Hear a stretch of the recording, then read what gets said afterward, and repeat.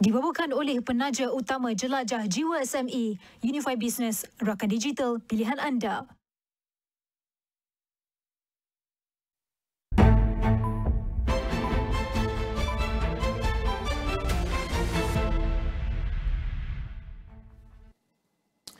Assalamualaikum dan salam sejahtera, bersama saya Najib Aroff dan ini Niaga Awani. Lanskap ekonomi global dan domestik menyaksikan perkembangan yang cukup signifikan dan di peringkat antarabangsa, Presiden Amerika Syarikat Donald Trump umum perjanjian perdagangan baru dengan Jepun dan juga Filipina termasuk tarif yang berpotensi mengubah aliran dagangan serantau.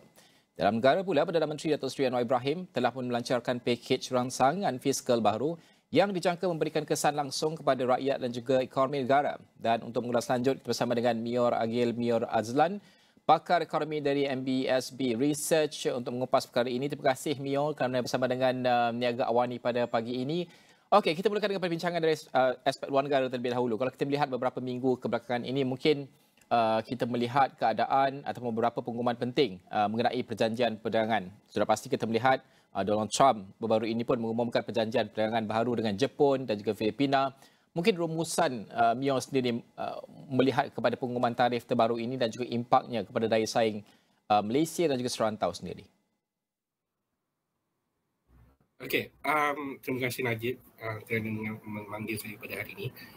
Okey, bagi kita mula dengan pengumuman. So pengumuman yang dibuat pada 23 Julai lalu, Presiden Donald Trump telah menyatakan Jepun akan melabur sebanyak 550 bilion ke Amerika Syarikat dan Amerika Syarikat akan menerima 90% daripada keuntungannya.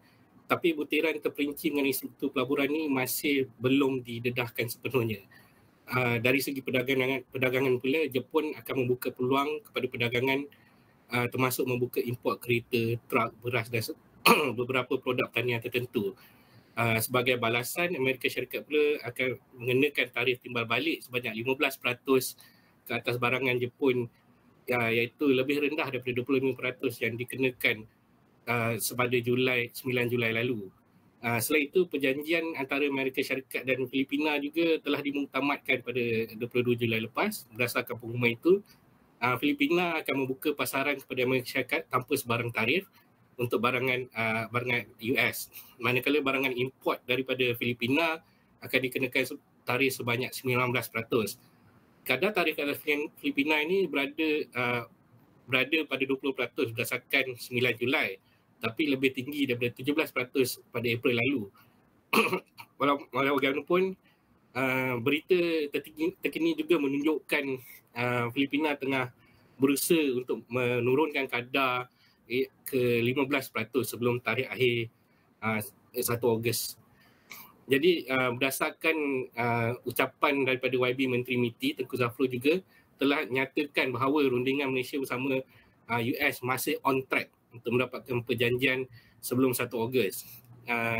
Bagaimanapun beliau telah mengatakan bahawa dia akan mendapatkan kadar yang terendah yang boleh.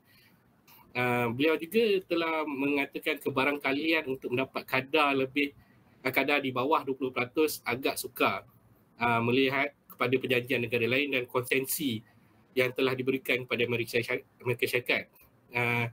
Minggu lepas juga kita nampak pihak MITI telah berbincang dengan penguatkuasa dan pemain industri utama mengenai potensi pelonggaran dan pemilikan asing sebagai sebahagian daripada rundingan bersama Amerika Syarikat. Saya rasa ringkas kata, saya masih optimistik tentang bakal keputusan rundingan ini yang boleh memberikan lonjakan positif kepada ekspor negara, terutamanya jika kadar tarif yang lebih rendah atau dapat diturunkan daripada 25% sebelum ini.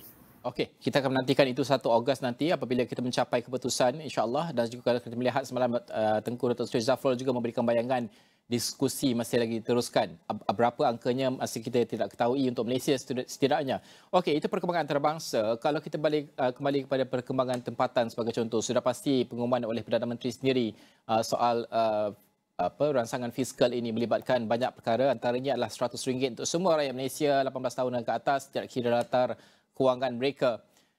Kesan serta-merta langkah-langkah ini kepada rakyat dan juga ekonomi negara, sebab kita faham agihan wang secara tunai ini dia akan ada trickle down effect dia.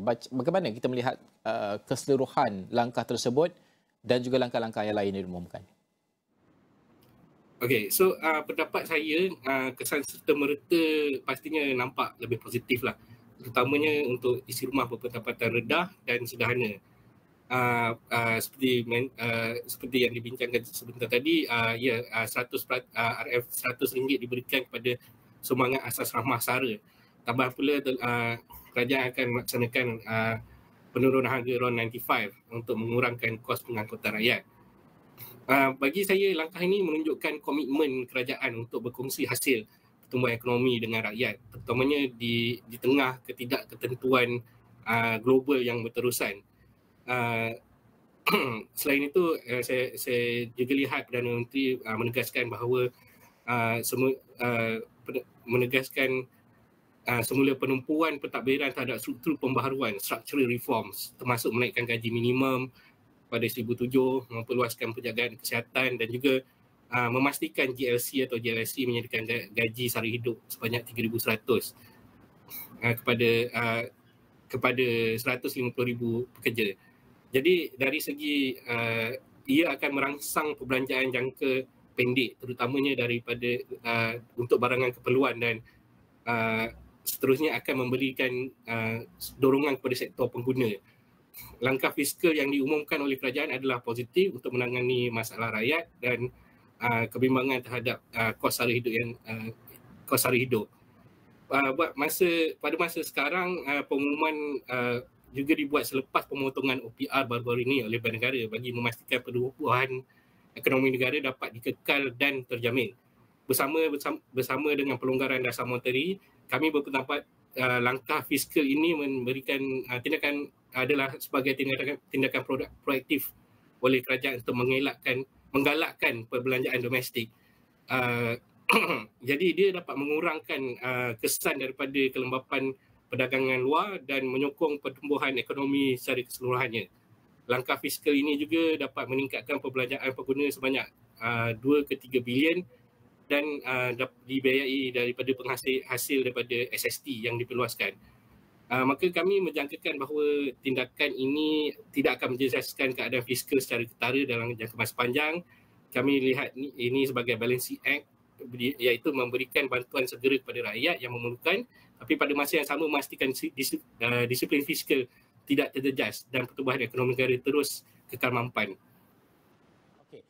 Mio, 31 hari bulan nanti saya nak bercakap soal RMK ke-13 ini, Rancangan Malaysia ke-13, sebab 31 hari bulan nanti akan dibentangkan dokumen 5 tahun ini. Ini cukup penting sekali untuk kita merancang pembangunan negara 5 tahun mendatang. Apa mungkin jangkaan tumpuan yang akan terkandung dalam Rancangan Malaysia ke-13 ataupun yang perlu terkandung dalam Rancangan Malaysia ke-13 di sebalik ketidaktentuan global dan kesediaan kita berdepan dengan ancaman global mahupun tempatan sendiri? Untuk RMK 13, dia akan menumpukan kepada sektor-sektor yang mempunyai potensi pertumbuhan tinggi dan nilai tambah besar, align dengan aspirasi ekonomi madani. Ini mungkin termasuk, pertama saya melihat ekonomi digital adalah nadi kepada pertumbuhan masa depan RMK 13. Akan meletakkannya sebagai RMK 13 akan meletak kecerdasan seperti AI, Big Data, Internet of Things, teknologi blockchain bukan lagi sekadar trend, tetapi adalah pemacu utama produktiviti dan inovasi setiap sektor. Kita akan melihat AI bukan sahaja dalam segi otomasi kilang, tapi juga dalam perkhidmatan awam untuk meningkatkan kecekapan. Jadi saya rasa kerajaan tengah giat untuk menarik pelaburan berkualiti seperti pusat data berskala besar dengan permintaan data yang semakin meningkat. Pusat data adalah infrastruktur asas ekonomi digital. Statistik terbaru menunjukkan pelaburan yang diluluskan dari tahun 2021 ke 2025 telah meluluskan 25 projek pelaburan data center dengan jumlah sebanyak 144.4 bilion. Selain itu, tenaga baharu juga, renewable energy adalah agenda kritikal bukan sahaja untuk menjaga lifestyle tetapi juga pertumbuhan ekonomi masa depan Malaysia. Kami berpendapat RMK 13 akan meletakkan sektor ini sebagai tunjang utama dalam peralihan Malaysia ke arah ekonomi rendah karbon. Selari dengan aspirasi kita juga, Pelan Komprehensif Malaysia untuk beralih ke arah tenaga yang lebih mampan, sustainable. Saya juga merasakan fokus industri teknologi dan semikonduktor akan diberikan untuk mengukuhkan kedudukan Malaysia dalam rantaian bekalan semikonduktor global, terutamanya dalam pembungkusan dan pengujian. Di bawah RMK 13, saya berpendapat bahawa pengambilan dua strategi untuk mengukuhkan kedudukan ini. Pertama, kita memperkukuhkan keadaan dalam segmen pembungkusan dan pengujian, tapi terutama juga akan diberikan kepada perolehan secara strategik kepada aktiviti tambah nilai tinggi high value added seperti reka bentuk dan pembuatan chip teknologi. Okey, Mio, terima kasih bersama dengan Niaga Awani untuk jam ini, meluangkan masa untuk kami memahami perkembangan luar negara dan juga pengumuman Perdana Menteri Datuk Seri Ibrahim dan kesan positifnya kepada ekonomi kita dan juga rakyat secara keseluruhan. Terima kasih Mio kerana bersama dengan kami pada waktu ini. Baik, kita akan teruskan ke laporan yang seterusnya di mana Malaysia menetapkan hala tuju lebih agresif dalam usaha menjadi peneraju industri semikonduktor dengan memperkukuh ekosistem domestik, bangunkan bakat tempatan dan juga mengukuhkan kerjasama serantau menerusi strategi semikonduktor negara NSS. Perdana Menteri Datuk Seri Ibrahim berkata setahun selepas pelancaran NSS, Malaysia telah berjaya menarik lebih 63 bilion ringgit pelaburan termasuk 5 bilion ringgit pelaburan domestik dan 58 bilion ringgit pelaburan asing sekaligus membuktikan kesungguhan negara mengukuhkan kedudukan dalam rantaian bekalan global. Malaysia must build on its local strength to serve a larger regional and global purpose. By strengthening our domestic ecosystem, we are also helping to raise ASEAN's industrial capacity.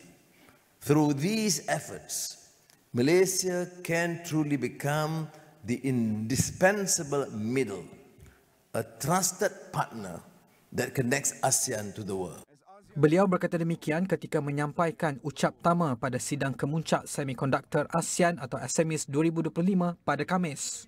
Sebagai langkah utama di bawah NSS, kerajaan menyasarkan untuk membina 10 syarikat semikonduktor tempatan dengan pendapatan antara 1 hingga 4.7 bilion ringgit serta membangunkan 100 lagi syarikat untuk mencapai tahap 1 bilion ringgit.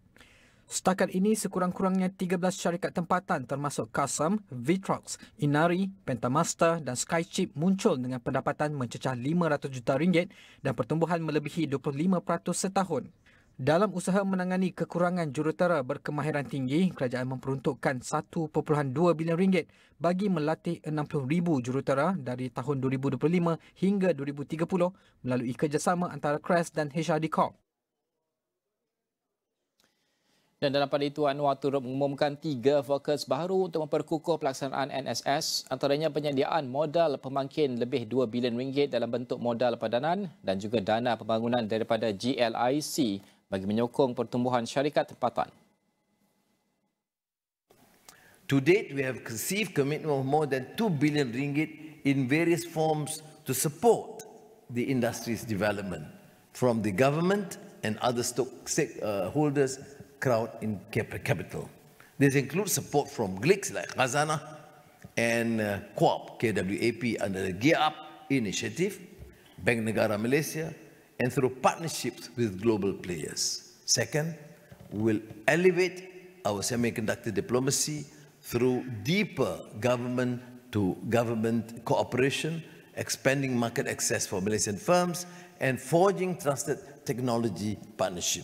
Third, in strengthening our talent ecosystem via CREST HRD Core initiative mentioned earlier, we will also drive stronger collaboration across public, private and academic institutions, which is key to my mind, to build a future-ready and industry-relevant workforce. Malaysia sedang giat berunding dengan Amerika Syarikat berhubung tarif 25% yang akan berkuat kuasa pada 1 Ogos ini dengan sasaran untuk mengurangkannya di bawah paras 20%. Menteri Pelaburan, Perdagangan dan juga Industri Tengku Datuk Seri Zafrul Abdul Aziz berkata, pengumuman dijangka dibuat sebaik sahaja semua terma dimuktamadkan. There is still a negotiation. We will reveal it once the negotiation is completed. What are you looking at?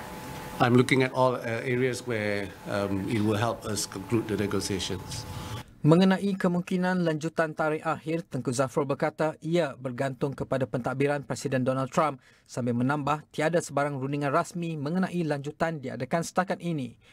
Bagaimanapun, Tengku Zafrul enggan mendedahkan kompromi yang ditawarkan Malaysia dalam perbincangan perdagangan yang sedang berjalan dengan Amerika. Seterusnya, Malaysia menyeru kerjasama serantau yang lebih erat bagi memperkukuh kedudukan ASEAN sebagai kuasa besar semikonduktor yang bersatu ketika persaingan global dan ketegangan geopolitik terus memuncak. Menteri Pelaburan, Perdagangan dan juga Industri Tengku Datuk Seri Zafrul Abdul Aziz berkata, ASEAN perlu mengatasi usaha yang berpecah belah dan bersama melangkah ke arah persaingan ke puncak dengan memanfaatkan kekuatan setiap negara anggota. Malaysia's progress is particularly important in supporting ASEAN's vision as a manufacturing and semiconductor hub in the global value chain.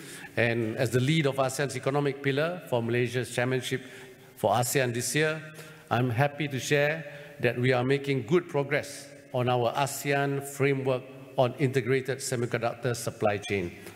ASEAN must move beyond fragmented efforts and instead embrace a collective race to the top. So we need to leverage each other's strength, each other's nation's strengths, and by harmonizing policies, fostering talent mobility, and attracting strategic investments, we can enhance ASEAN's competitiveness and via a robust and truly integrated regional semiconductor ecosystem supply chain that benefits all our people. Beliau berkata demikian ketika berucap pada sidang kemuncak semikonduktor ASEAN SMEs 2025 pada Khamis. Katanya dalam hanya setahun, Malaysia telah melatih lebih 13,000 tenaga kerja mahir dalam bidang semikonduktor dan menarik pelaburan strategik serta inisiatif penyelidikan dan pembangunan di pelbagai negeri. Negara juga mencatatkan ekspor semikonduktor bernilai 313 bilion ringgit iaitu hampir 21% daripada jumlah ekspor keseluruhan dan merekodkan pertumbuhan ekspor semikonduktor sebanyak 15.7% meskipun berdepan cabaran ekonomi global. Beliau turut memberi amaran bahawa ketegangan perdagangan antara Amerika Syarikat dan China dalam ribut tarif global mengancam rantaian bekalan dan sekaligus mengukuhkan keperluan tindakan tegas ASEAN. ASEAN perlu melangkah maju bersama dan bertindak mempercepat usaha integrasinya bagi mengurangkan pertikaian perdagangan dalam kalangan anggotanya di tengah-tengah ketidaktentuan perdagangan global. Menteri Pelaburan, Perdagangan dan Industri Tengku Datuk Seri Zafrul Abdul Aziz berkata, ASEAN yang bersatu dan berpendirian jelas dengan piawaian yang sejajar serta mempertahankan kepentingan bersama ketika dunia menempuh persekitaran perdagangan global yang mencabar akan bangkit sebagai blok yang jauh lebih berdaya tahan serta berpengaruh. The global operating landscape is no longer as cooperative as it once was. The more reason why ASEAN must step forward together because a fragmented ASEAN weakens all of us. A united ASEAN, one that speaks clearly, aligns standards and defends the common interests, will be far more resilient and influential. So we must speed up our internal integration. We must reduce trade friction, harmonize standards, and build rules-based systems that connect our markets and protect our value chains. Beliau berkata demikian ketika menyampaikan ucap pertama pada Majlis Makan Malam Persidangan dan Anugerah Tadbir Urus Korporat ASEAN 2025 di Ibu Negara pada Khamis. Tengku Zafrul juga mengingatkan pemacu sebenar sentimen keyakinan perniagaan dan komersial dalam setiap negara adalah bertunjangkan usaha tadbir urus korporat dan kelestarian dilaksanakan syarikat. When investors look at ASEAN, they are not just looking at the growth numbers. They are also looking at governance issues, rule of law, as well as climate disclosure, maybe labor standards, etc.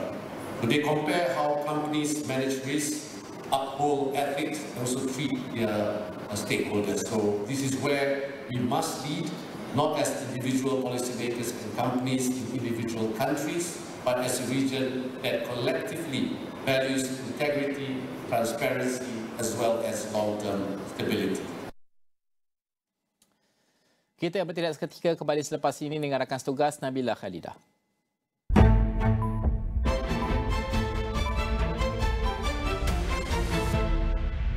Di dalam setiap berita yang dibawa, konteks amat penting.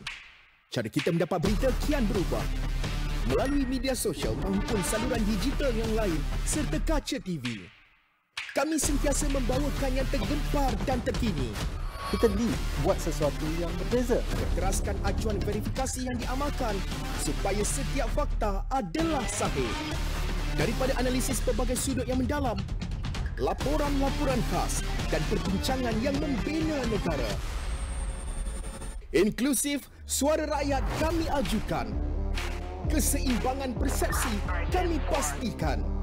Kerana setiap cerita mempunyai impak yang tersendiri dan perlu dibawa dengan penelitian yang terperinci.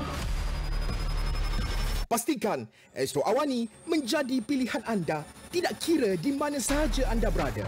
Saluran berita paling dipercayai di Malaysia.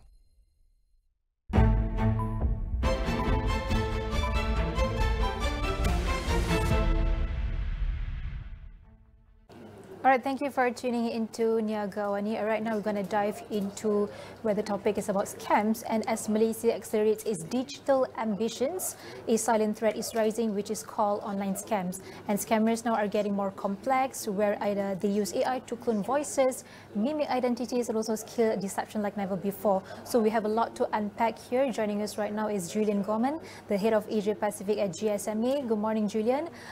Where we see in 2023 alone, over 32,000 online scam cases in Malaysia resulted in losses about 1.3 billion ringgit, so which is equivalent to a 37.5% of from the previous year, which is 2022. So to start, Julian, why are scams no longer just a consumer issue but a national threat to digital ambition in Malaysia? Well, I mean, it's a good question you raised, Nabila. I mean, digital nations are built on trust, just as our physical society is built on trust. Moving forward to create sustainable, inclusive digital nations is really dependent on nurturing and curating digital trust so that everyone feels safe online. And with scams, the unfortunate thing is now so many people in the, whether it's people you know or people you love, have been a victim of scam, that actually just about everybody is starting to have some sense of, do they need to modify their behavior online? And so it's an incredibly important issue for the region, because you've got some of the fastest growing economies across ASEAN, including Malaysia, and they're being propelled by fast growing digital economies. So while there's overwhelming positive benefit from digital economies and digital transformation, the risk is that scams continue to erode or place at risk trust and place that vision of a digital future at risk, and could compromise the potential for the GDP growth, which, in the mobile economy, we estimate for the region in Asia Pacific is about 1.4 trillion by the end of the decade. That's a significant part of the economy, about 6.6% of the economy. And so to place that at risk by scam and fraud, it's not just about the personal loss, but although we should never underestimate the personal loss, because that usually involves financial, but it's also the embarrassment and the shame of being scammed, which is some of the things that we need to help also consumers and businesses overcome. Like I mentioned, Malaysia is a growing economy, especially in ASEAN, but there is this thing called revictimization, which is a growing trend as well, where victims are often targeted again. For example, these vulnerable groups like retirees, also students and also gig workers are bearing the brunt. So what does this say about the psychological and also systemic vulnerabilities in our digital ecosystem, Julian? Well, it's unfortunate that the scammers are very technically capable, very advanced, and taking advantage of social engineering and gaps or weaknesses or people at risk in our society. People who maybe don't have the skills or are vulnerable through other reasons. And they're really professional about it, really. They're exposing those weaknesses, and it really is, there is a psychological impact that we really need to consider. And that's also to consider that actually a lot of the people who are perpetrating these scams are being people trafficked in scam farms in various parts of the region. And that also is unfortunate, as the region's attracting a bit of global attention about the level of scam production in the region. That altogether is risking our, the safety and security and the inclusiveness of our digital societies and nations. Let's look at the global level now, where we see scams now cost the economy an estimated around 1.03 trillion US dollars, and Asia bears a disproportionate share. And in this context, telcos like Maxis and also Celcom DGs are stepping up defenses via GSMA's Open Gateway, which offers API or same rep swap detection and also real-time number verification. So, Julian, can you walk us through how do these real-time anti-scam APIs and also this SIM swap detection tools work to actually block the fraud? And can you share the quantifiable impact to date as well?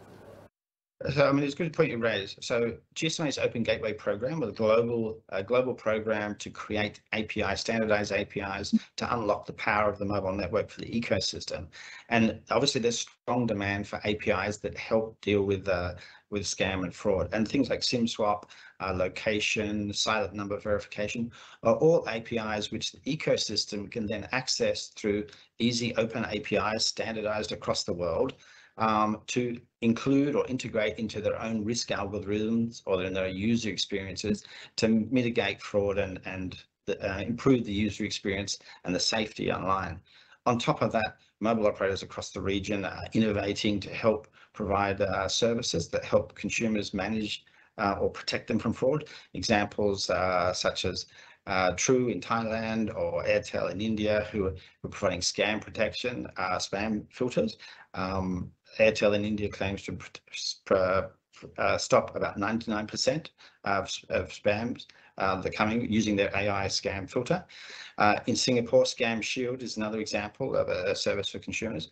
Combined with the APIs, where the APIs are enabling the ecosystem, the combination is helping operators and ecosystem and government come together and unite to combat scam. And because that's really what needs to happen. It needs to be a collaborative and collective effort, because no single party has access to all the information to actually protect everything. But by working together, we can collaborate and address the growing scam threat. But now let's look at the neighboring countries. For example, we have Singapore, where the Scam Shield in Singapore has blocked or blacklisted nearly 319 million potential scam calls in 2023, and scam SMSs dropped by 70% in 3 months after Sender ID registry enforcement. So from this Singapore's experiences, what can Malaysia actually learn and from this multi-agency approach, and what are the principal challenges in adopting these tools in Malaysia? I think that the greatest lesson to come out of the work in Singapore is how the government, the operators and the parts of the value chain ecosystem work together to improve Scam Shield and its effectiveness. Scams actually vary significantly across the region depending on the country, because they take advantage of various social and cultural issues, accessing people who are most at risk. And so actually each country is about adapting the collaboration to serve and combat the scams that are popular in that country. So I'd say one of the, Singapore has had great success with Scam Shield. They also had significant growth in scam costs in the last year, estimated more than 70% growth, so even higher than Malaysia's growth, highlighting how important this is an issue for Singapore. But I would say the greatest lesson is to working together, and the government taking a very proactive role in helping unite the industry and the ecosystem, and everybody coming together in the forward-leaning position that this is something we need to address together. So cross-sectors coordination plays a vital role, of course, but how is Malaysia's National Scam Response Centre, or NSRC, evolved to match the speed or also scale of these threats as a whole, Julian? Well, I understand that centre is actually one of the leading areas, and there's already cross-border collaboration with some other countries like Singapore, and that's the same in the mobile industry. So we've created the cross-sector anti-scam task force, which is about uniting operators, government, and an ecosystem, including platform players across the region, because just working within a country is not enough. A big part of scams is cross-border, so it's important that we come together as a region. And that's why GSMA, we've launched or announced the ASEAN M360, which will start from next year, although following from the Digital Nations Summit, ASEAN edition, which will be in Kuala Lumpur in September, where scam and how the industry can work together with scam will be a big feature, because across the ASEAN footprint, Actually, all the operators have now joined the Open Gateway program. So we're working together, having a standardized portfolio. And it is a unifying, unfortunate risk that we need to work together. And so as ASEAN and Malaysia has been so important in announcing their Kuala Lumpur directive this year as chair of ASEAN, and the importance of a safe and secure and inclusive digital society, and that we need to work together. Our events also look to help be a platform to help track and navigate the journey for ASEAN. And we're so happy and honoured to be partnered with MCMC in Malaysia to be able to bring these events to Malaysia and be part of a regional effort to address scams. I mean, Julian, it's okay to prepare for the worst, and I'm going to give you a situation where if Malaysia fails to actually decisively address scam threats, how might that impact Malaysia's My Digital Blueprint ambition to become a regional digital hub by 2030? And also, could investors and also users be deterred as well? Well, I mean, it's important, with the mobile economy by the end of the decade, $1.4 trillion, Malaysia needs to compete and has the capacity to compete for a disproportionate share of that mobile economy. And so it's important that Malaysia has the vision to be a leader and has the potential to be a leader in creating a safe and secure and inclusive digital economy, and making sure that people feel safe. And that provides a beacon or a reference point for the rest of the region to work together. And that's, again, why we're doing the M360 ASEAN and the Digital Nation Summit ASEAN in Malaysia, is because we want to also champion and reflect that effort that the Malaysian government is applying to this. And when we talk about online scam, it's not just about stolen money, it's about stolen trust. Trust is the most important thing when we talk about scams. And without trust, the foundation of our digital future begins to crumble. So what happens if public trust in digital platforms collapses? And what point does trust become too damaged to rebuild? And who should lead the effort of rebuilding it, Julian? Well, I mean, I think my mother was tried to be scammed not so long ago. I think most of us listening to your show probably know somebody who's been a victim or a potential or attempted victim of scam. And you've just got to ask yourself, did you modify behavior? I mean, I told my mum not to do certain things online.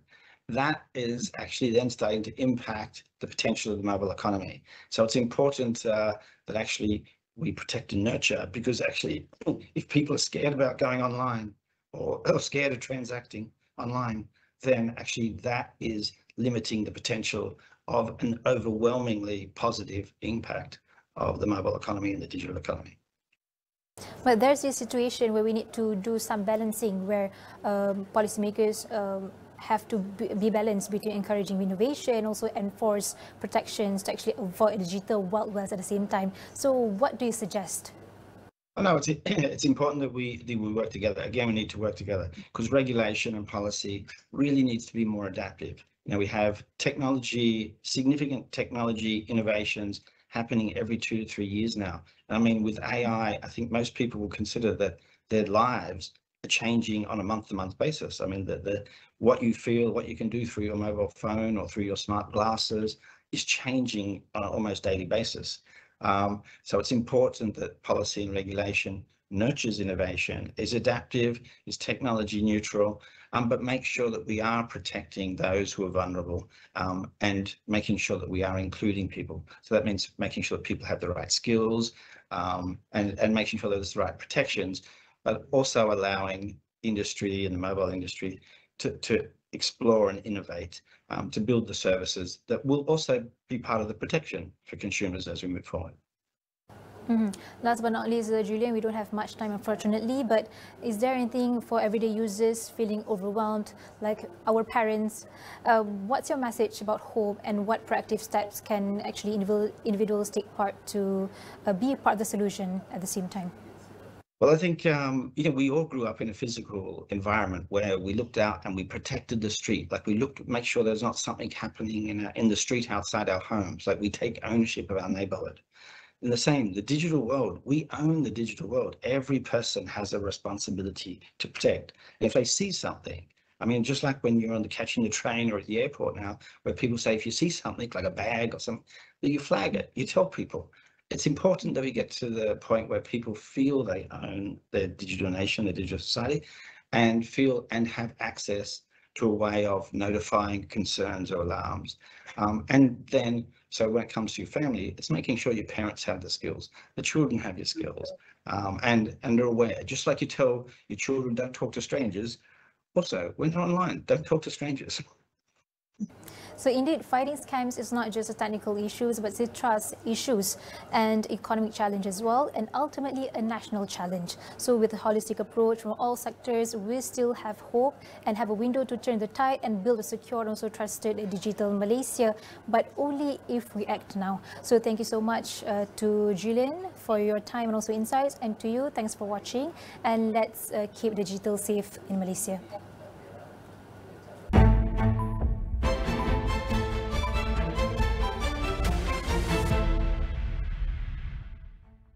Perusahaan kecil dan sederhana, impian besar. Jiwa SME Astro AWANI kembali menjelajah Malaysia. Dari Ipoh ke Kota Kinabalu, dari Melaka ke Lembah Kelang. Sesi pitching, pameran produk dan dialog bersama pemimpin industri serantau. Dapatkan inspirasi, ilmu dan peluang untuk kembangkan perniagaan anda semuanya di bawah satu bumbung. Kerana inilah medan impak sebenar. Jiwa SME menjana impak, inovasi digital. Kemunculan 5 star kini semakin hampir. Both of you 5. Give me 5. Saya bagi 5.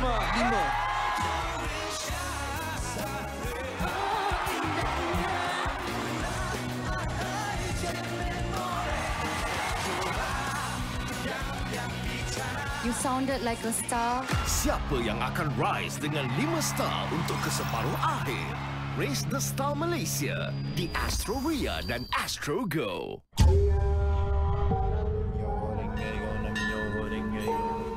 Daulat Tuanku.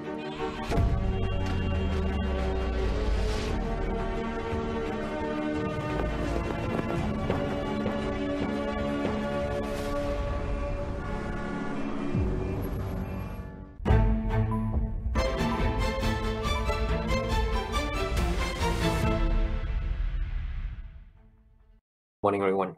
I'll go very quickly on economic development and outlook. So obviously, again, stating the obvious, as mentioned by Shirley just now, trade-related uncertainties remain high when we look at these indices on trade policy uncertainty and world trade Recording in progress. And I think not really surprising because while there were some positives or upsides from the escalation in US-China tensions on trade and tariffs, as well as emerging deals between US and some of the trading partners like UK, Vietnam, Indonesia recently, there's still sort of risk and uncertainties that we need to keep an eye on.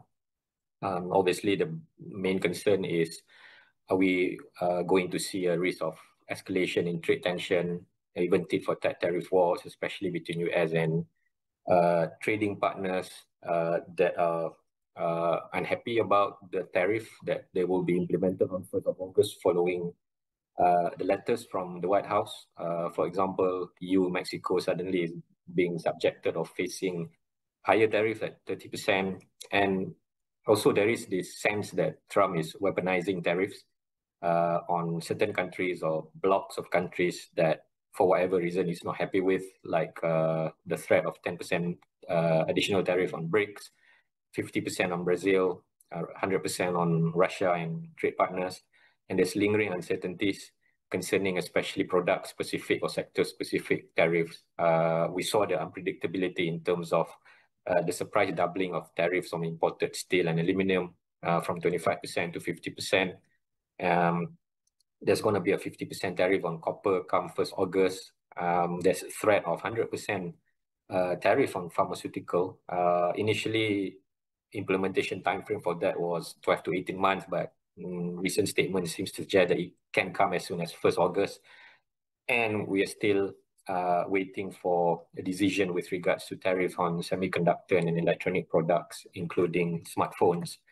But looking at sort of broad indicators, high frequency indicators on economic impact so far, and here we are really paying attention on the Purchasing Managers Index or PMI data on manufacturing PMI.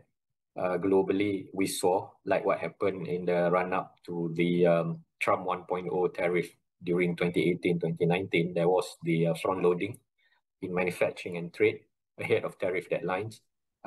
In particular, if you look at the chart on the right-hand side, the US total imports surged during fourth quarter of last year and first quarter of this year, but slump in April and May. And who knows, there might be a rerun of this front-loading before 1st August. So it's going to be kind of choppy until we get clarity with regards to tariffs that countries are going to have to pay to US, and also tariffs on products.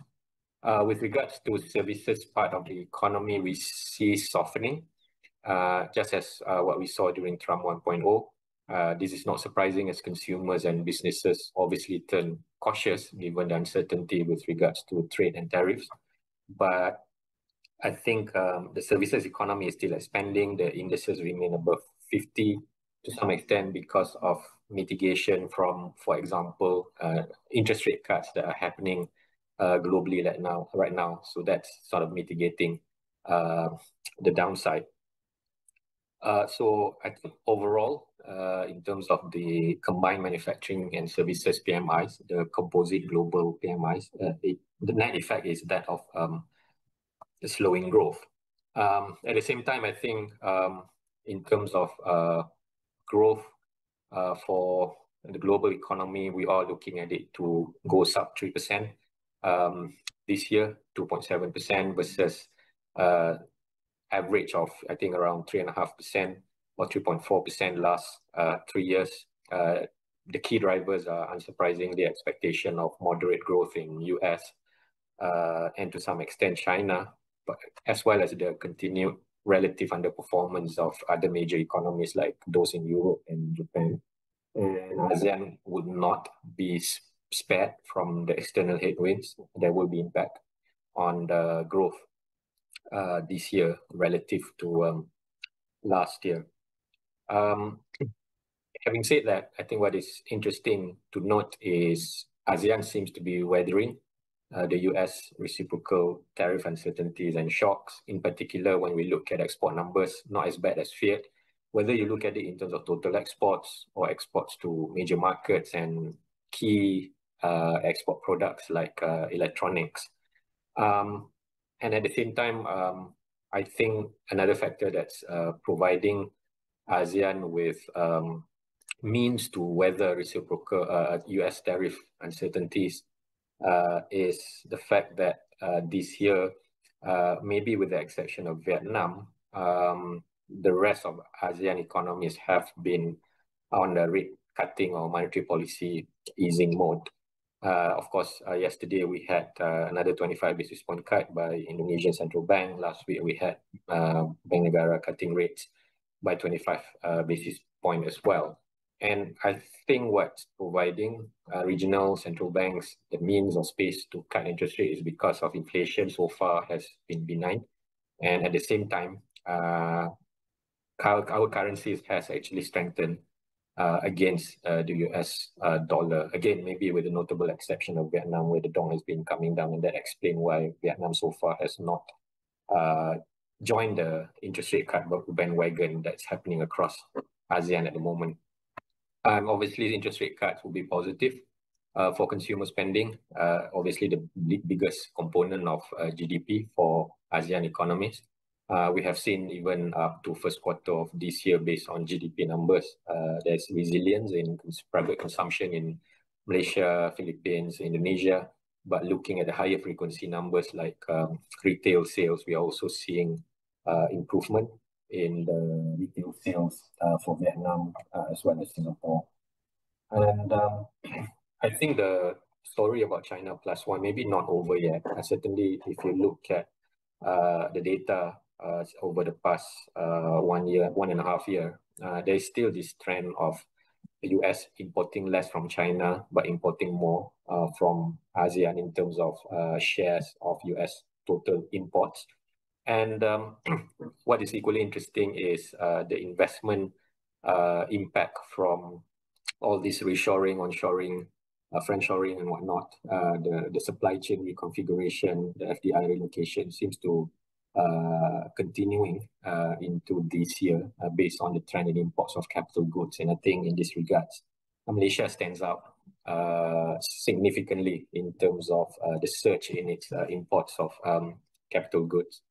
I think also maybe people tend to focus too much on absolute tariff numbers, but it's also important to look at relative tariff as well, particularly vis-a-vis China, which I think on the basis of current information, still favorable to ASEAN. And even if we are to look at current tariffs on a weighted average basis, or whether we want to look at it in terms of the likelihood of where our tariffs is going to be, based on certain assumptions about whether or not we're going to get continuation of exemptions on some of the key export products, or whether there will be tariffs on specific products. I think generally ASEAN countries, particularly the like of Philippines, Malaysia, Singapore, Indonesia, still hold a considerable advantage over China in terms of tariffs that's being charged by the US.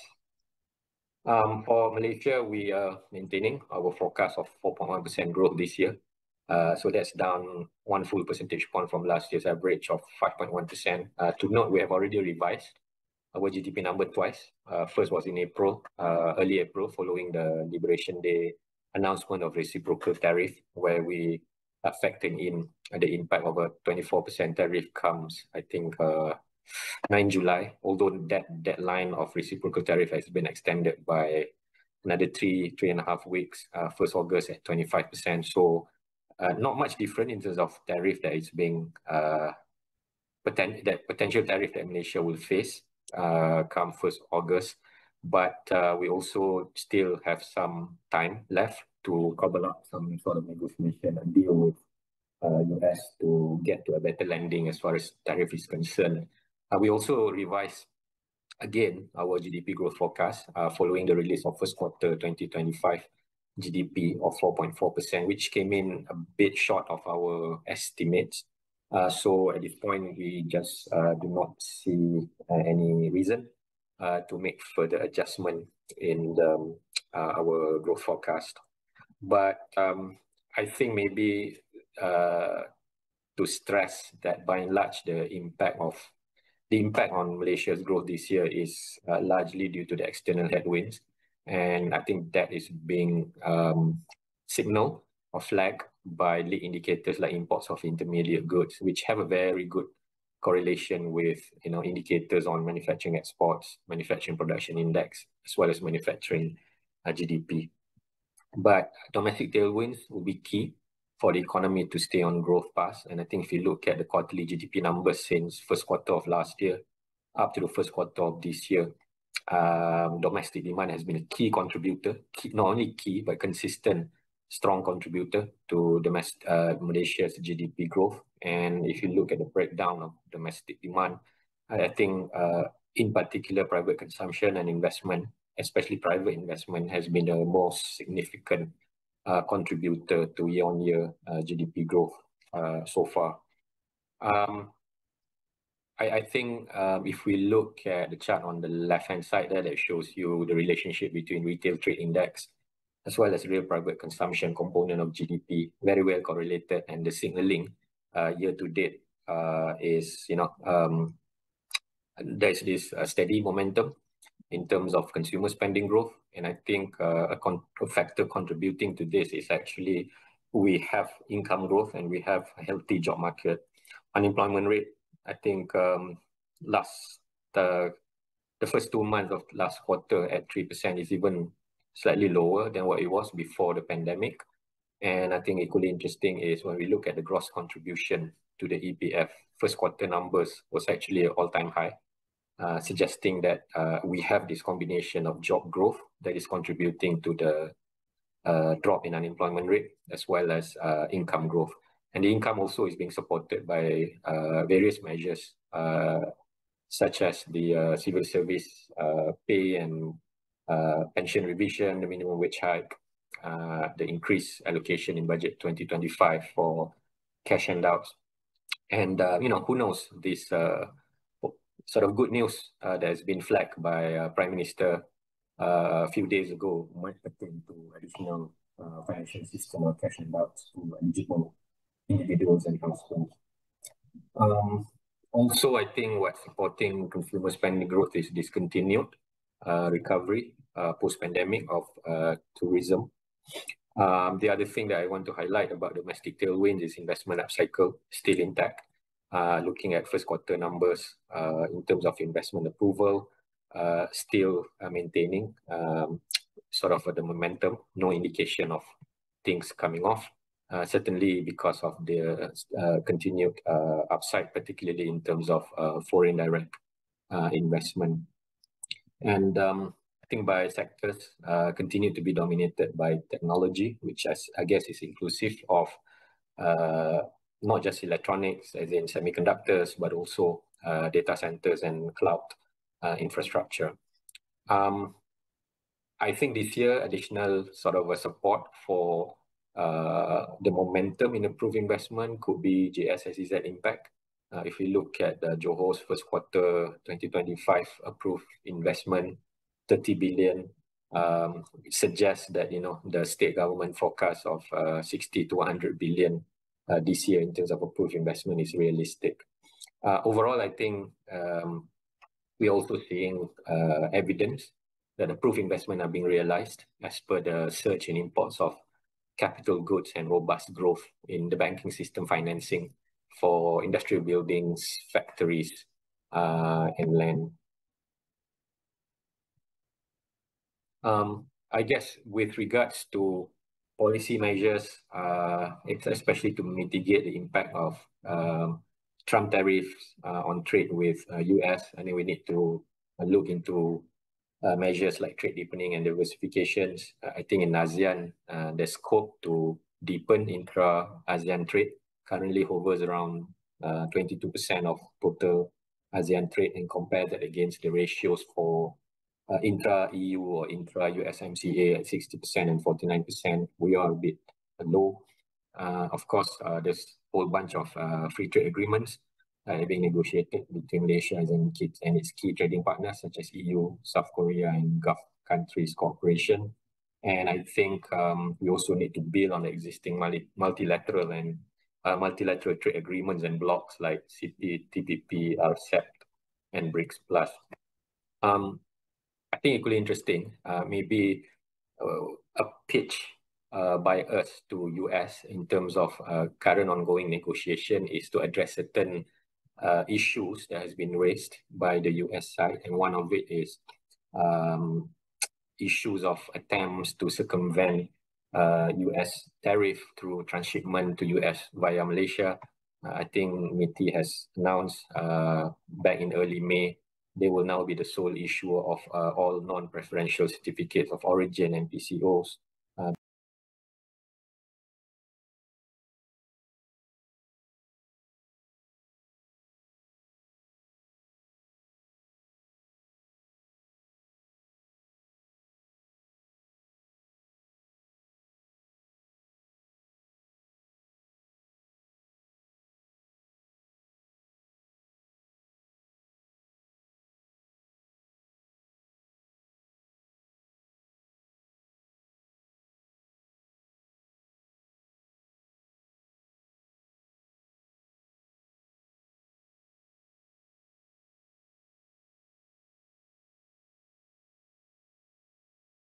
Sort of monetary policy side by Bank Negara. Of course, earlier on May, there was a cut in statutory reserve requirement, and last week Bank Negara cut overnight policy rate by 25 basis points to 2.75%, which we estimate can raise GDP growth by as much as a cumulative 0.4 to 0.45 percentage point over 6 to 12 months. Eyes will be on fiscal policy and reforms too. So far, if you look at the value of budget deficit on a cumulative basis, the dotted red line is above the grey line, which represent the trend throughout 2024. Similarly, if we look at budget deficit as a percentage of GDP on cumulative basis, currently the latest figure is first quarter. Again, the dotted red bar there is less than the grey bar, suggesting that we are on track to achieve a lower budget deficit to GDP ratio of 3.8% this year, after the better than expected 4.1% last year vis-a-vis the 4.3% target. Obviously, after things like the SST measures effective 1st July, I guess eyes is on these targeted around 95 petrol subsidy rationalization. I think there have been some tweaks back in October last year when budget 2025 was tabled. Government was mentioning about rolling this out in mid-2025. So I guess everybody assumed it could be in June or July. But now that time frame has been adjusted to second half of 2025. We expect right now it could be in August or September. In terms of scope, looks like there's also been a bit of a shift, maybe not so much on excluding T15, maybe much higher level of income to be excluded, probably T5. But one thing for sure, a non-citizen in Malaysia looks like it's going to be excluded from assessing subsidized RON 95 petrol, because just starting with this group of people in the country, government can save 3 to 4 billion. And I think it's very interesting in terms of mechanism. The government is talking about usage of national ID or my card as one of the eligibility criteria. And we also feel that there is additional saving coming from the fact that crude oil price right now is year-to-date lower than what it was vis-a-vis budget 2025 assumption of $75 to $80 per barrel. I mean, lastly, other key policy lookups. Second half of this year, 13 Malaysia Plan coming on 31st July. National Investment Incentive Framework was mentioned in budget speech for 2025 last year in October. Was said to be unveiled in current quarter. Similarly, we understand that Johor Singapore Special Economic Zone blueprint also come up this quarter, and budget 2026 will be tabled on 10th October 2025.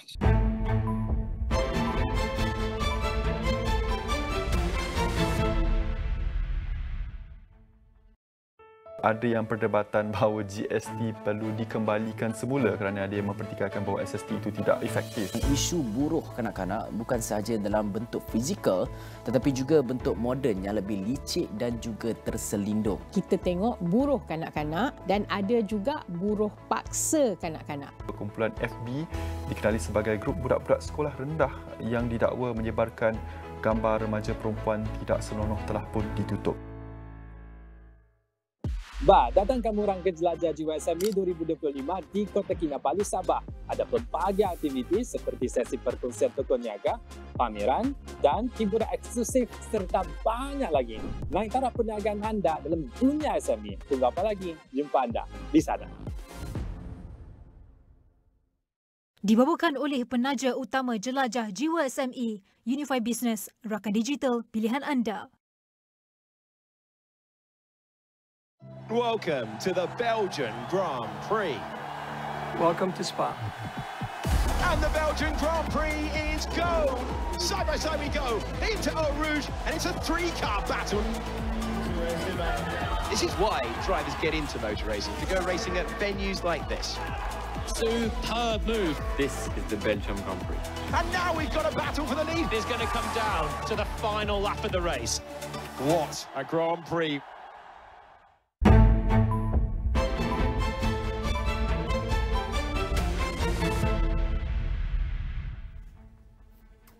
Hello and welcome to Niaga Spotlight with me, Tamina Kausji. Niaga Spotlight takes us through the week in economic analysis and future affairs. Now this week on Future Affairs, we are spotlighting the cost of eating, affordability versus nutrition. Now, rising food taxes and living costs are reshaping what and how Malaysian families eat. Since the 1st of July, the new expanded 5% SST now also applies to staples like fruits, fish, legumes, dairy and cooking oil, which also bites into already tight B40 and also M40 budgets. Now this week also, Prime Minister Anwar Ibrahim announced Malaysia's first ever universal 100 ringgit cash aid per adult, disbursed from the 31st of August to the 31st of December 2025, redeemable at over 4,100 outlets, including Maidan, Lotuses, EconSave, as well as selected sundry shops across districts nationwide. Now meanwhile, the World Health Organization, the WHO, ranks Malaysia as having one of the highest childhood obesity rates in Southeast Asia, with the prevalence of childhood overweight, obesity and excess weight in Malaysia almost doubling over a 26-year period from 1996 to 2022. A dual burden of too much as well as too little food, with nutrition being a key concern. So joining me to explore how policy, price and plate intersects today is Dr. Salini Devi Rajendran, Senior Lecturer with the Taylor's Culinary Institute at Taylor's University. We dig into this very interesting conversation at this very timely moment. A very good morning, Dr. Salini. How are you doing today? Thank you. So I'm fine, and thank you for inviting me for this very timely topic. Yes, absolutely. So Dr. Salini, as a culinary academic, the work that you do, of course, intersects very interestingly with all of these issues all at once, also, of course, in your capacity as a lecturer. So how do you then reconcile the 5% introduction of SST on staples? Of course, there have been exceptions, but quite broadly, it also impacts fruits, legumes, fish, dairy, and all of these are nutritious food choices. And at the same time, Malaysia also has rising non-communicable disease, those NCD rates. Your thoughts on this? Right. As a culinary academic, and we work very closely with three major components. That's food, health, and policy. And we look, these three major components intersect each and another.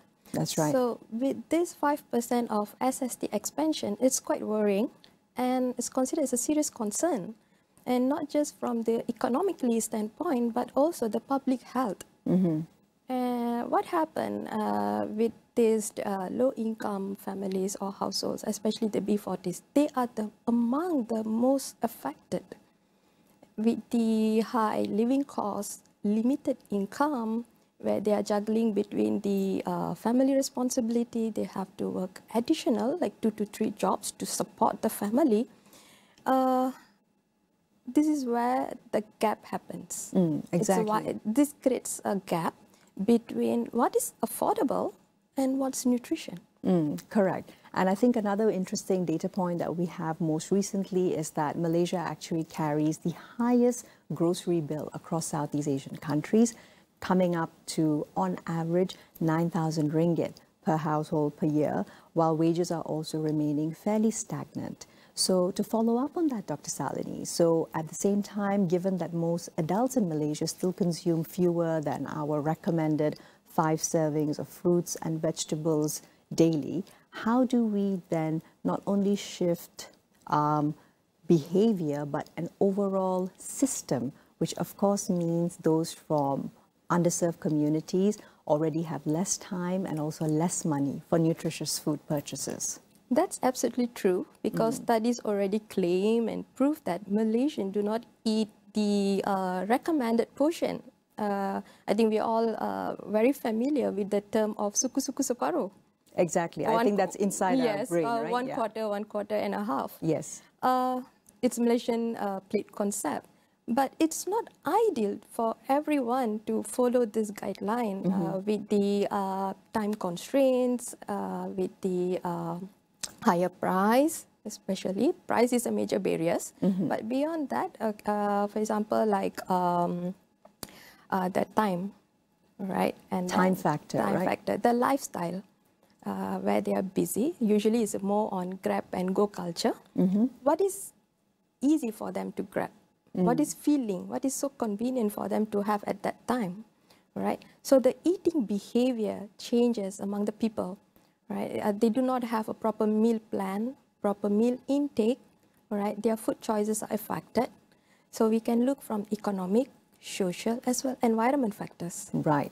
And actually, the environmental factors, perhaps of late, maybe just the past 5 or 6 years, have increasingly been playing a huger role, right, when it comes to behaviors. So interestingly enough, B40 as well as lower M40 families are shown to spend anywhere between 14 to up to 19% of their incomes just on food alone, but they're priced out of the healthier options. So let's speak about food behavioral culture a little deeper. So how can culinary education hopefully close the existing gap between access and also aspiration?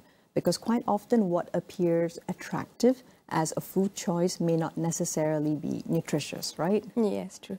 So when it comes to culinary education, right, so we are trying to help bridge the gap between the aspiration and reality by equipping the people with the right knowledge, practical cooking skills.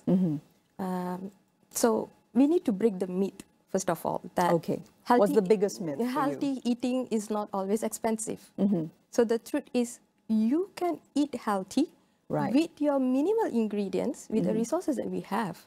So we always have a mindset that, okay, eating healthy is a luxury or pricey, and we try to forget that actually we have enough resources to make our food healthy on our plate.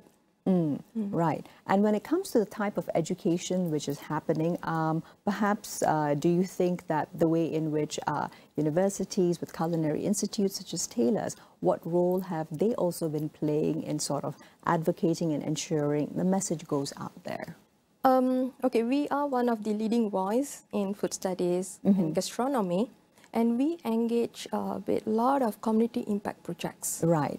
And we really see the real transformation among these vulnerable groups, like the low-income families, as well the B40 families. And I can share one of the projects that we have done, and it's still ongoing. That is, but this is more focused on the children with the Nourish You program. So we try to educate the parents, the teachers, how to make healthy food for their children. Right.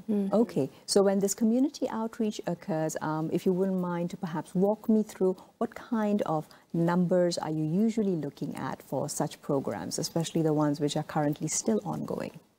I mean, we engage and collaborate with industry partners. Right. Then we have NGOs that work closely and support our academic community collaboration. So usually it's like a intervention program where they will come to our institute, and we as an academic, we will share our knowledge. We will provide them with hands-on training, practicals, and then we will do thorough monitoring to help them.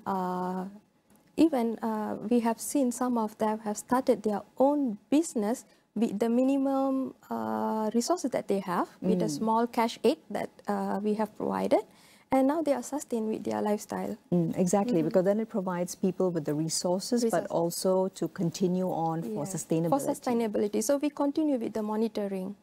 Interesting. And now I think perhaps it's time for us to look a little deeper at the fact that Malaysia, of course, and I think anybody would say this as the most obvious thing, we're very food rich, but perhaps nutrition poor.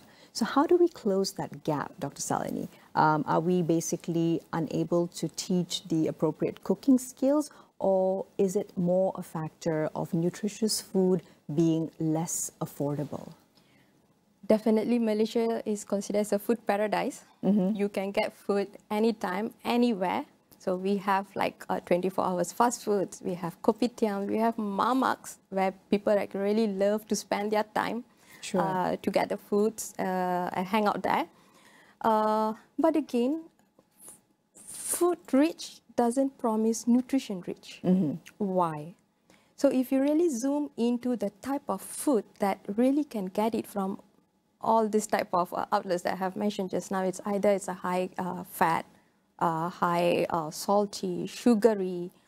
So it creates a culture where people consume unhealthy foods more rather than nutrition-rich food. Right, correct. And this drive to the NCD like hypertension, blood pressure, and all those heart disease and diabetes. Yes. And these are among the fastest and rising health issues. So on top of that also, just to add on, we are also double burden. It means that undernutrition, stunting among the children, obesity, it's all again because of this poor diet. Correct, exactly. And the more interesting thing is also the fact that this is not only unique to Malaysia, but globally we are also seeing ultra-processed foods, they dominate, mostly because the cost is driven down. There's a lot of advertising that helps to promote it, and it leads to a little bit of a vicious cycle, right? So ideally speaking then, Dr. Salini, so if you were to design a Malaysian plate for, let's say, a single-parent household, perhaps a single mother, on a minimum wage today, and you had to include cost, nutrition, as well as the time factor required, and of course, preparing for a meal, what would that most likely look like? Yeah, when we want to focus on more on single mom or working mom, so it's become a part of our daily life to prepare healthy food for the family members. At the same time, we are juggled between work and our responsibility. So what we can do within the shorter time, basically we can prepare simple meal, right? Which includes like minimum cost, but healthy. So what we can do it right now is fully utilize the local ingredients. Right, more local ingredients on your cooking. You plan your meal.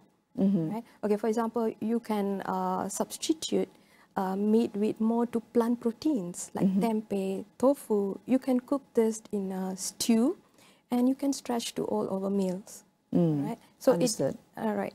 And next, zero wasting cooking. Okay, and what would that look like for a Malaysian kitchen? When we say zero wasted cooking, we don't waste anything, even the peels of the vegetables.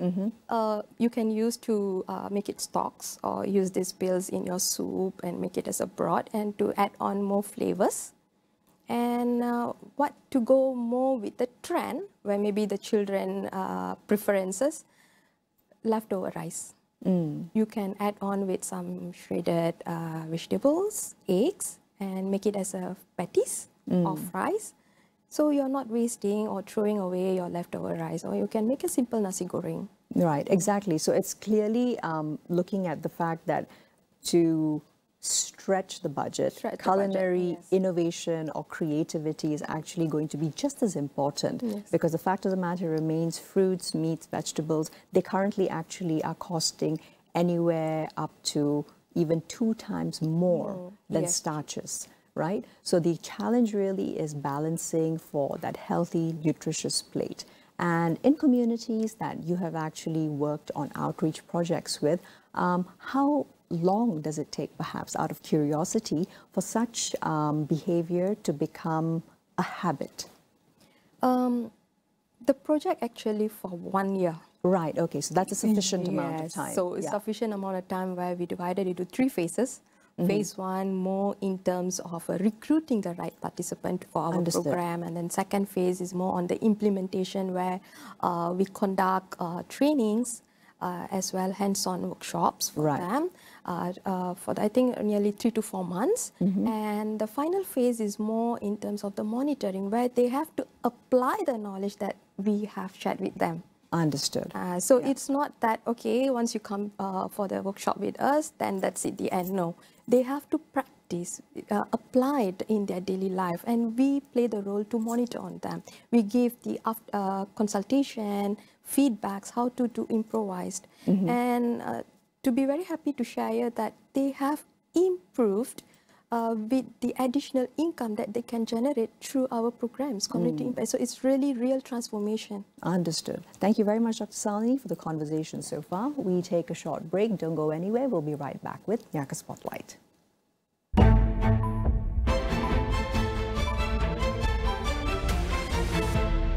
uniform Tentera Darat Malaysia TADM bagi peserta program latihan khidmat negara tidak seharusnya menjadi isu hangat.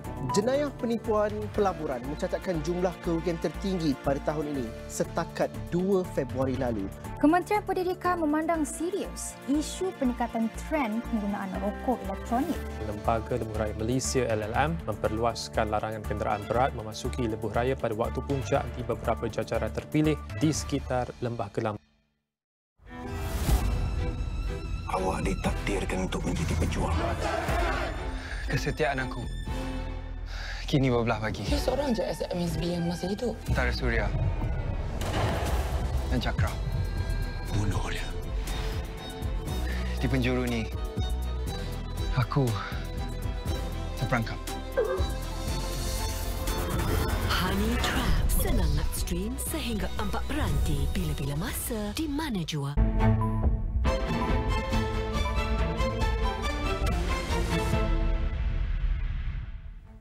Welcome back to Niaga Spotlight, still with me, Tamina Kausji. And of course, today we are talking about the cost of eating, affordability versus nutrition with Dr. Salini Devi Rajendran, Senior Lecturer with Taylor's Culinary Institute, Taylor's University. Dr. Salini, going straight back into the conversation. So tell me a little more around your thoughts about how institutions like, of course, Taylor's Culinary are taking a more active role in influencing, looking at national food policy, because ultimately this discussion truly is about realigning systems to suit the needs of the rakyat, right? We engage strongly with research. We do a lot of research from areas such as food system, food security, the supply chain, food studies, covering more from the gastronomy perspective as well. And we share the findings and insights of our research outcomes through research publication as well with the media for the public's knowledge. And we have impact labs, right, where these impact labs carries projects that can contribute to the community directly, like what I have shared earlier. That's right. And beyond that, we also strongly work with industry partners, right? For example, like how to turn food wastes into edible innovation. So we strongly work with all this innovative to reduce the food waste, to bring in new food on the plate, it's more creativities, works and so on. And to make it more realistic in our teaching, we have urban farm in our campus. Understood, because then the students also get that hands-on perspective. Hands-on perspective. So how this urban farm works? So it's from farm to fork. So these culinary students, they will harvest from our urban farm and they use those produce to be cooked.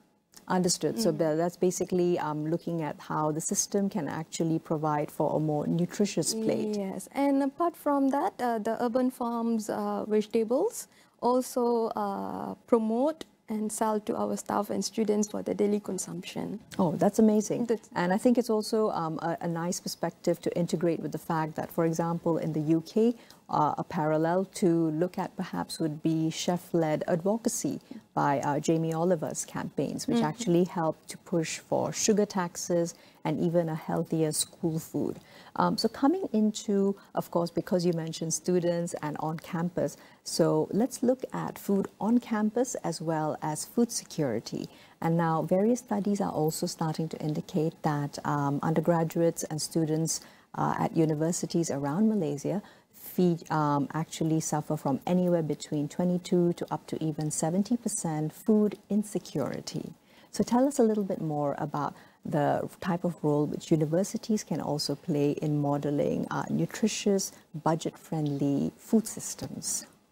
So in university, we don't just feed the students, but we also help to build and shape the food culture. Right, yes, that's very important. So what kind of pointers do you feel have been helpful in the Taylor's experience, at least, for building that food culture? Food culture. All right. We diversify the food options, right? So we try to have more cafes, retail outlets, which can provide healthy and nutrition type of food. Instead giving more towards instant, ready-to-eat processed foods.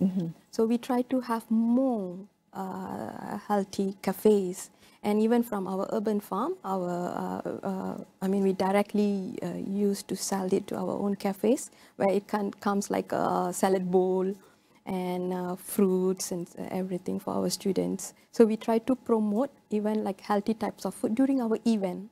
Understood. Because ultimately, it's not only about how it affects physical health, there's also impacts on mental health, also even academic performance. Yes. So looking at the fact that, of course, from the private sector, universities have the resources quite often, and also the interest in active citizenry and building the future for the students. When it comes to the public sector, universities also, what may be simple sort of parameters could they go ahead with so that students from public universities also can be covered by such initiatives?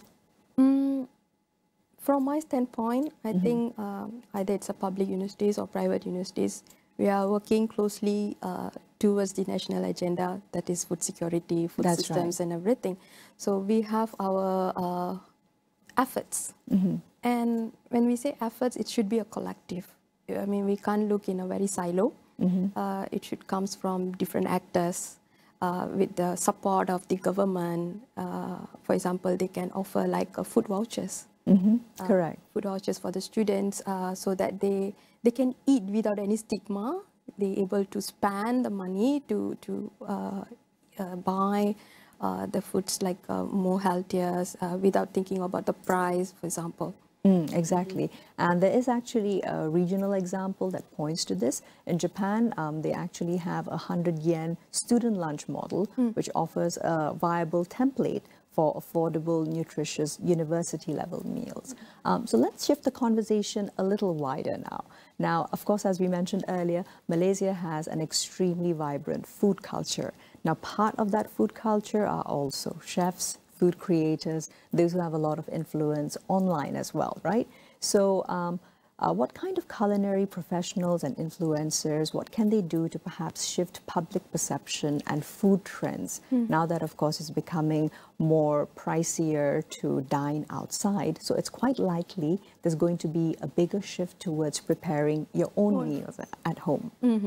So this is where the culinary professionals and the influencers should take step in to influence the young generation, especially, right, as well the adults, right, where they try to normalize local ingredients in, like, for example, in a live cooking shows, in preparing the recipes, demos, right, even the public events, promote more on healthy foods, all right, using the local ingredients. I think this is also one of the announced by our Prime Minister, that more encourage on local foods. Yes, hyper-local ingredients. Yeah, during the events, all right? So when it comes to influencers, why not they try to show in a more creative way how they can work on in a very creative way or innovative way, all right, to prepare a food with local ingredients. One of the examples is like ulam wrap. All right, we know that wrap is more on Western culture, right? But we can still make it more fusion, affordable. Why not you substitute the lettuce with ulam or pegaga?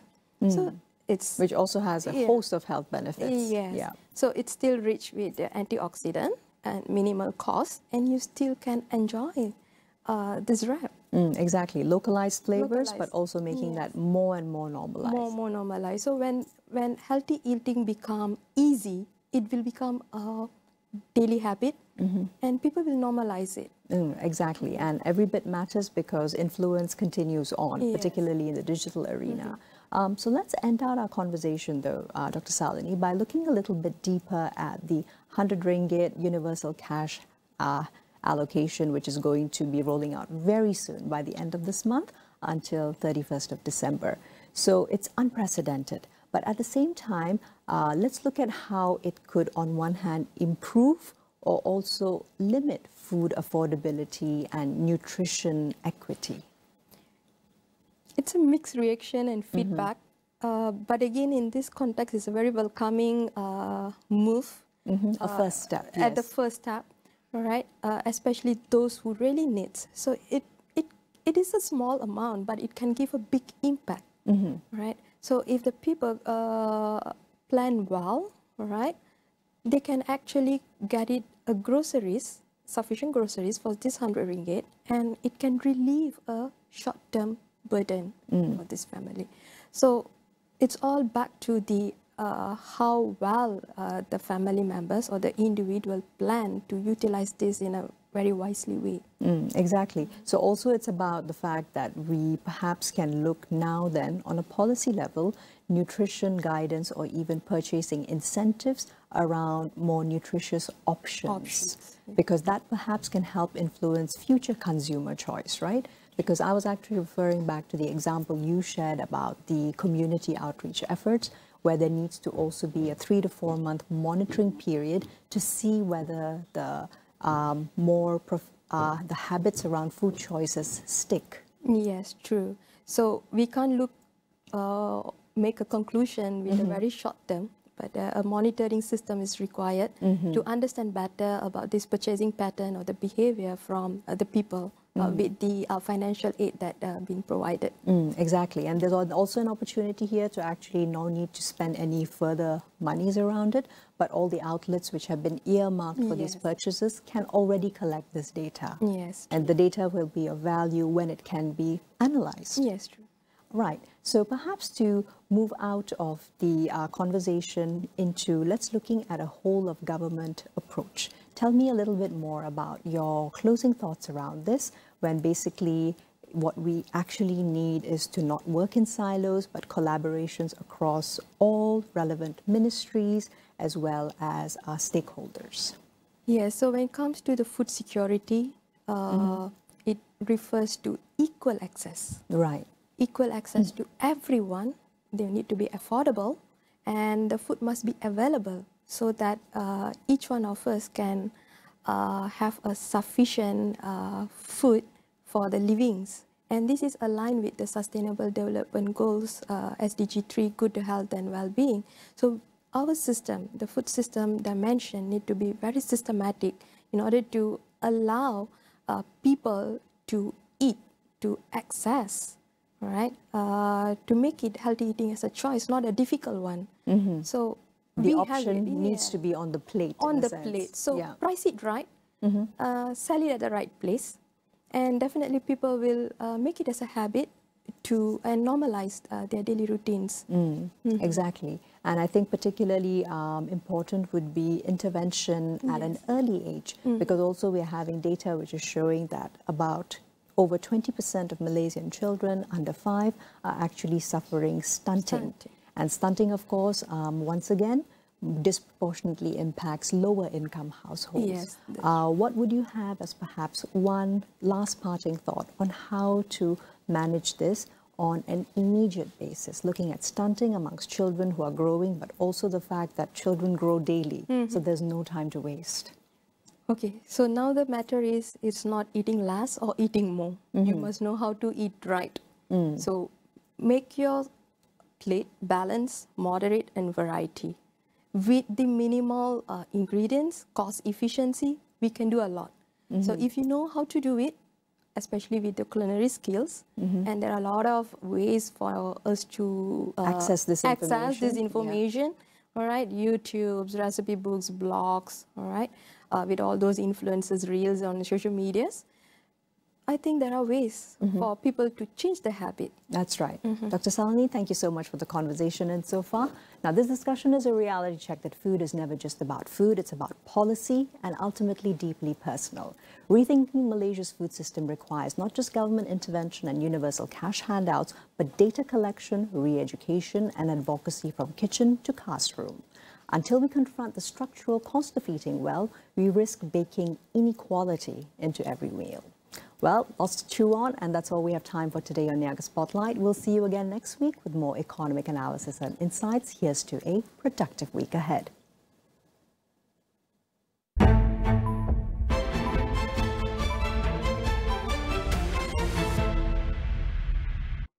Dibawakan oleh penaja utama jelajah jiwa SME, Unify Business, rakan digital pilihan anda.